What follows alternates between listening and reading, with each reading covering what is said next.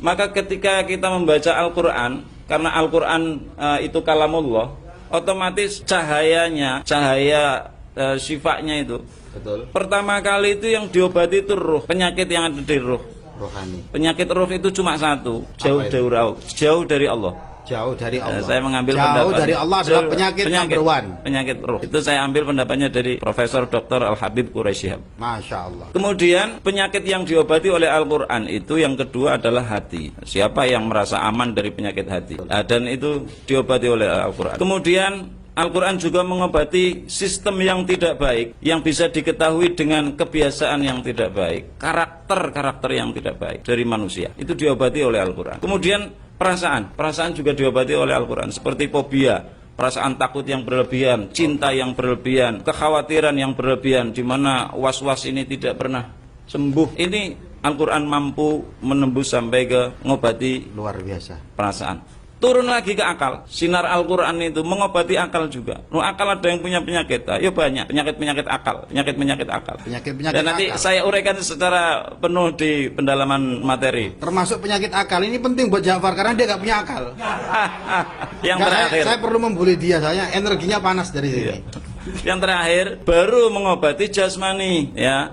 Kadang Allah itu gini, yang supaya kita pahami. Ada orang sakit perut, diruqyah. Mungkin kehendak Allah biarkan sakit perut itu masih tetap ada, yang kita menamakannya terus nggak sembuh. Tapi seorang peruqyah, seorang roki kemudian down mentalnya karena mengobati penyakit perut itu nggak sembuh.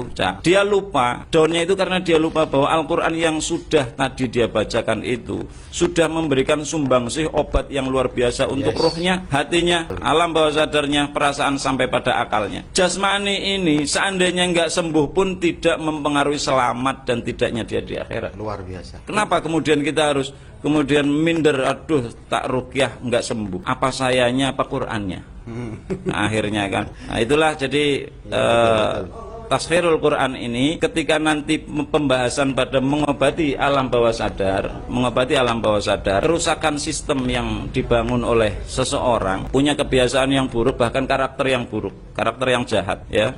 Nah itu Al-Quran dengan metode taskhir itu nanti juga bagaimana peruntukan dan cara pemakaiannya untuk mengobati kerusakan penyakit yang ada di level perasaan dan alam bawah sadar. Ini sangat amat menarik sekali, very jiddan ya. Very jiddan. Soalnya begini, kalau saya boleh memilah-milah, dan saya sering ngomong-ngomong, penyakit itu ada banyak. Ini bicara secara umum, kalau kita bukan ranahnya seorang tukang suwo, kalau orang sakit itu biasanya ke dokter, ya kan? Kalau mungkin sakitnya psikologis, pernah ditinggal pacar, kemudian dia error dan sebagainya, mungkin dia bisa pergi ke arah hipnosis, ke psikiater dan sebagainya, ranahnya itu ya.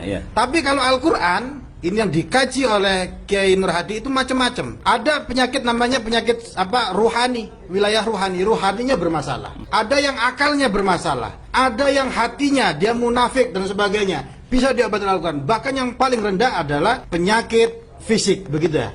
Ini saya sekaligus menekankan ke teman-teman praktisi JRA. Jadi kita harus bangga, pokoknya gawe Quran itu enak, Ustaz. Karena dalam banyak penafsiran Al-Quran itu banyak sekali yang menegaskan bahwa Quran itu bukan untuk obat kesurupan tok, tapi bahkan untuk penyakit fisik, lil madiyat, untuk materi fisik dan sebagainya. Perlu saya sampaikan juga, saya mengkaji karena kemarin ngisi seminar, jadi untuk pencitraan kan saya harus rojo-rojo pinter kan. Nah itu saya mengkaji ayat-ayat Al-Quran. Ternyata apa yang di JRA keluarkan Al-Quran adalah syifa, Al-Quran adalah syifa dan sebagainya, itu di Al-Quran kata syifaun itu ada 4 dalam bentuk masdar. Kalau dalam bentuk fi'il ada 2. Misalkan wayashfi sudurakum, ini itu kan ayatnya fi'il. Kalau yang masdar itu ada 4. Dan ternyata dari 4 ayat yang mengandung kata syifa itu 3 bicara tentang Al-Quran. 3 ternyata rujuknya kepada Al-Quran. Al-Quran adalah syifa. 1 ternyata adalah madu. Nah kalau seumpama etok-etok kayak mufasir ya, etok-etok loh ya. Jadi ternyata yang paling utama dan pertama memang Al-Quran. Untuk semua penyakit. Untuk semua penyakit. Ini Al-Quran bos, yang mengatakan Al-Quran adalah syifa 3. Jadi obat itu, kalau saya boleh tadi atau mufasir tadi itu, obat itu dosisnya 75% Al-Quran, 25% bisa madu, bisa jahe, bisa obat, bisa panadol dan lain sebagainya. Kecuali obat untuk Buya Asy'ari. Obatnya itu? nikah lagi. Nah, gitu.